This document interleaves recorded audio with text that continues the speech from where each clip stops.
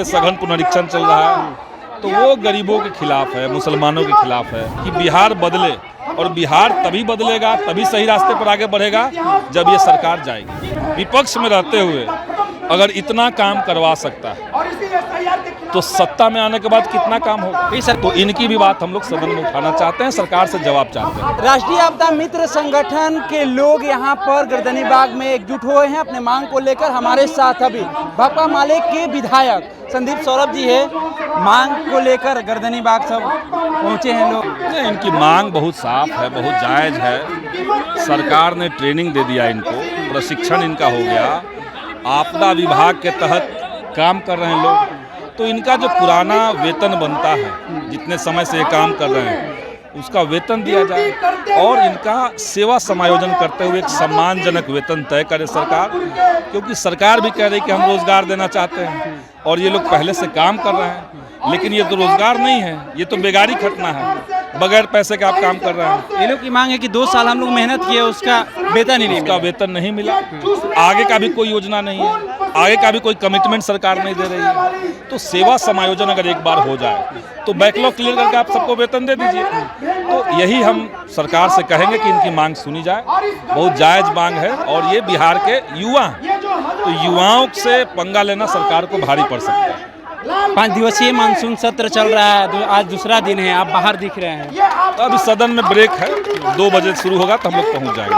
हंगामेदार शुरू हुआ, बिल्कुल हंगामा तो हम लोग कर रहे हैं। किस विषय पर हंगामा हो रहा था? गिराव किस? कई सारे मामले हैं। सबसे प्रमुख मामला तो है वोटबंदी, जो SIR के नाम पे विशेष सघन पुनरीक्षण चल रहा है।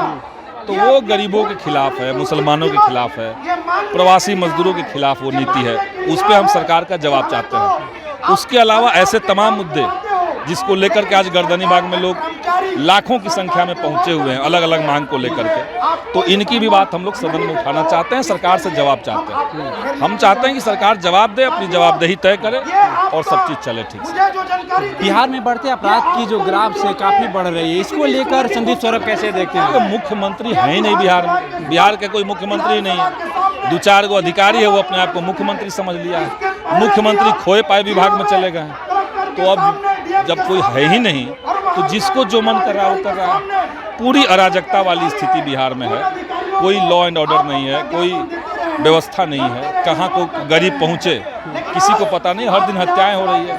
तो इसका तो एक ही दवाई है कि सरकार बदलिए, तभी ये व्यवस्था बदलेगी। सरकार बदलने के लिए हम लोग सत्ता परिवर्तन के लिए आप लोग भी लगे? बिल्कुल बिल्कुल, हमारा अब एक ही लक्ष्य है कि बिहार बदले और बिहार तभी बदलेगा, तभी सही रास्ते पर आगे बढ़ेगा जब ये सरकार जाएगी। देखिए, जिस तरह से राजद MY समीकरण पर शुरू से विधानसभा के चुनाव लड़ते आई है, चाहे लोकसभा के चुनाव लड़ते आई है, कल वो चीज़ एम जो है, एम का झटका लगते हुए नजर आए। एकजुट होकर भारे के कुछ लोग हो सकते हैं, आप मुसलमानों को सालों भर गाली देंगे, उनकी हत्याएं करेंगे, मॉब लिंचिंग करेंगे, उनके खिलाफ नफरत भड़काएंगे और मुसलमान चल जाएगा बीजेपी के पास? सवाल ही नहीं उठता है। कुछ भारे के लोग रैली में आ सकते हैं, लेकिन जनता उनके साथ नहीं।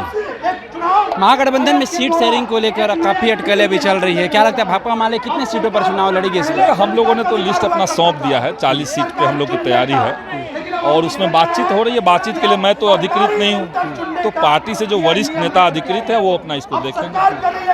सरकार जिस तरह से रोजगार की बात कर रही है, महिलाओं के प्रति 35% आरक्षण लागू किया है, डोमिसाइल लागू की है, 125 यूनिट बिजली बिल फ्री किया है, ऐसे में विपक्ष क्या लेकर मुद्दा जाएगा? जनता को तो यही लग रहा है कि भाई विपक्ष में रहते हुए अगर इतना काम करवा सकता है तो सत्ता में आने के बाद कितना काम होगा। ये सरकार कर रही है कि विपक्ष ने करवाया ना। यही नीतीश कुमार तो सदन में मना कर रहे थे कि बिजली मुफ्त नहीं देंगे। यही नीतीश कुमार तो 400 रुपये जो था पेंशन का उसको बढ़ा नहीं रहे थे। यही नीतीश कुमार युवा आयोग की बात ही नहीं कर रहे थे। तो विपक्ष ने जब एकजुटता दिखाई, इस मांग को उठाई, तो सरकार ने किया आधा अधूरा किया, आधे मन से किया, वो सही बात है। लेकिन जनता को यही लग रहा है कि जब महागठबंधन विपक्ष में रह करके इतना काम कर सकता है, तो हम जब ये सत्ता में आएगा तब तो और ज़्यादा काम होगा। तो इसलिए महागठबंधन का जीत है। महागठबंधन की जीत।